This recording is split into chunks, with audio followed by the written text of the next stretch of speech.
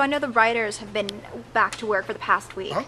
Is there anything you can tease about what's coming up in season 2? Obviously, I know they're going to be on the road, but what can you tease about what's coming up? We're definitely going to Herschel's farm, and anyone who's familiar with the graphic novels are going to know that there's a lot of characters that come with that, and we're going to be working them in.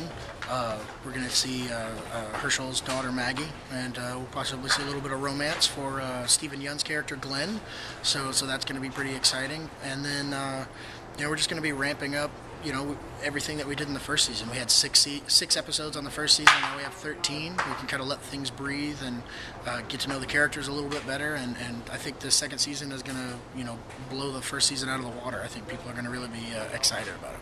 Anything you've looked at and said, okay, we really like this for a graphic novel, but we'd really rather do this differently on the TV show?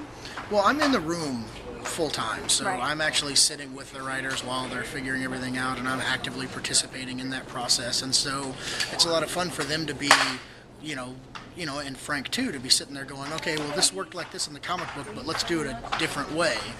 And there's always a good reason for it, and usually the ideas are great, and so I'm very open to the twists and turns that come about, and how it kind of enriches what we have. The comic books exist, and people can go read them, and I don't want that to just be on the screen. I think that's boring.